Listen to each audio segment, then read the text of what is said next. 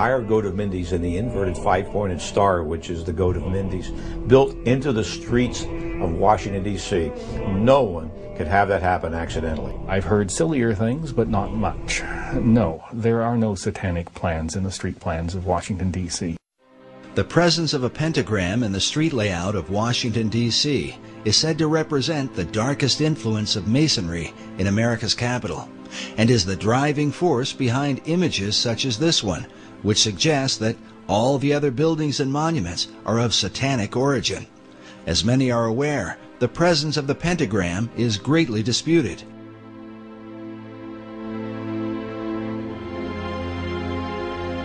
During the Middle Ages, the pentagram was a symbol of good luck and protection when used by those who practice magic.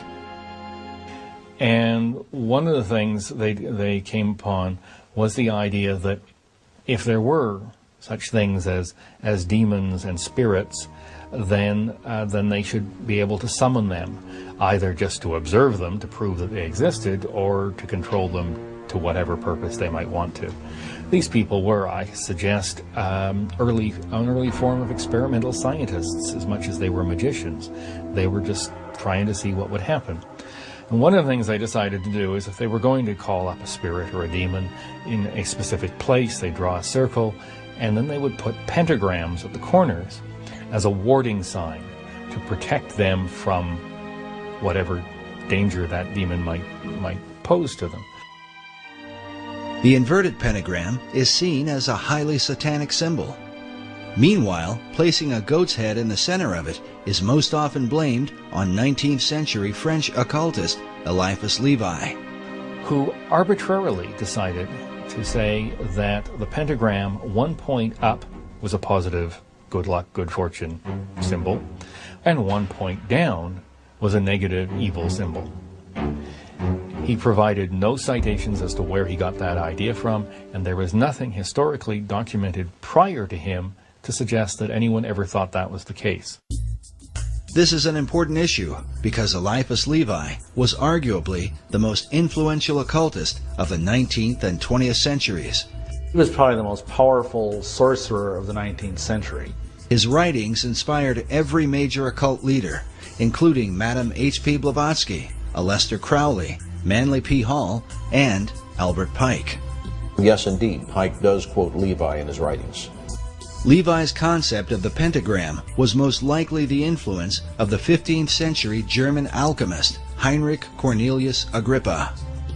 Agrippa is a well-known figure in occult circles and is even mentioned in Mary Shelley's Frankenstein, as well as J.K. Rowling's Harry Potter and the Sorcerer's Stone.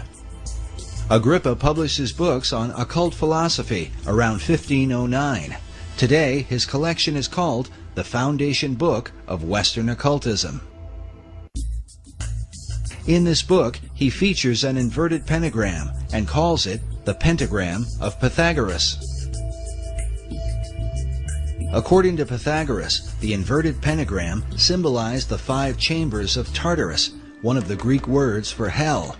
But the Pythagoreans believed descending into this underworld led one to a path of higher wisdom, hence the symbolism of Dante's Inferno, in which Dante descends into hell so that he can later enter into paradise. The Pythagoreans also believed that from this 5-chambered Tartarus came the world's demon or evil spirit.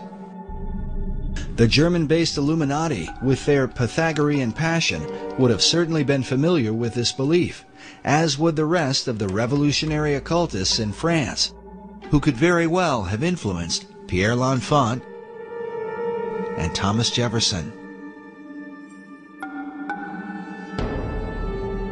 First, we must address the main issue, raised by every researcher. Is there really a pentagram in the street layout of the city? One segment of the pentagram is missing.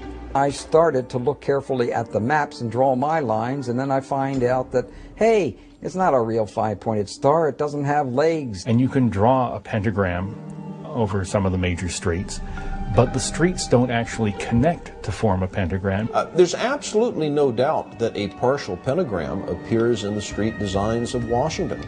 You can look at a satellite photo of Washington, D.C. and see the pentagram. It seems to be symmetric around 16th Street, which is the street that runs into the White House.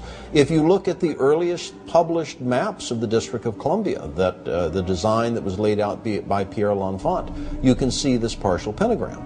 But it is just that, a partial pentagram. Rhode Island Avenue does not connect all the way through to Connecticut. I've always wondered to myself if we Masons are so all-fired powerful that we can have this satanic device put in the streets, how come we weren't smart enough or powerful enough to have it completed? But as I understand the use of the pentagram, it's the fact that it is a complete symbol that gives it its power and force. I've never heard of anything being associated with an uncompleted pentagram. Dr. Morris's assertion might seem complete, except for the fact that the unfinished or broken pentagram is a well-known symbol in the occult. Manly P. Hall writes of the uses of the pentagram in his book, The Secret Teachings of All Ages. He says, the pentagram is used extensively in black magic. The star may be broken at one point by not permitting the converging lines to touch. It may be inverted by having 1 point down and 2 up. When used in black magic, the pentagram is called the sign of the cloven hoof, or the footprint of the devil. Of course, Hall wrote these things in the early part of the 20th century. But is there a record of a partial pentagram found during the Revolutionary era? The answer is yes. In fact, it is a record that shows up during the same time that the street design for Washington, D.C. was being laid out by Pierre L'Enfant, and is mentioned in the play Faust by Johann Wolfgang von Goethe.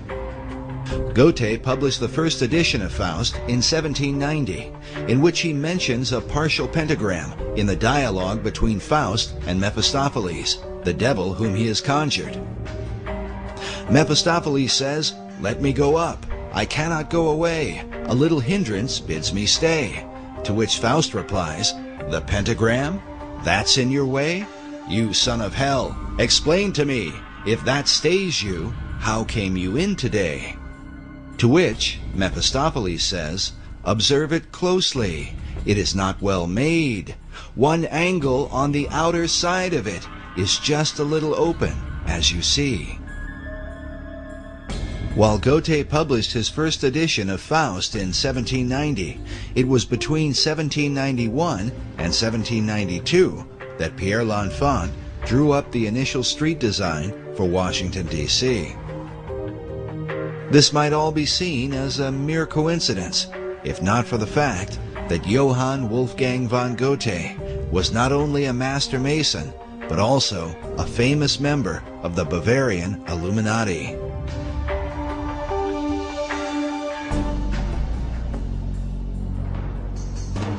The Builder magazine, a Masonic publication, in September 1923, said of Goethe that it is no wonder that German Freemasons point with pride to his connection with their order. After he became a member in 1780, he accomplished no great work which did not ring in Masonic accord. He completed nothing which did not lead back to a Masonic origin.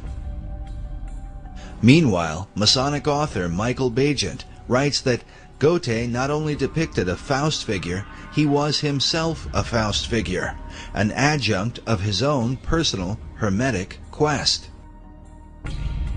But could Goethe's ideas of Hermetic philosophy have influenced the design for Washington, D.C.?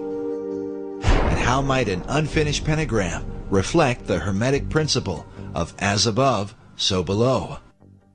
Which brings us to what may be the most logical explanation for the unfinished pentagram in Washington, D.C., and one that seems to fit perfectly with the rest of the design for the city, a city which David Ovison calls a city of the stars. I have seen it suggested that the unfinished nature of the pentagram in Washington, D.C.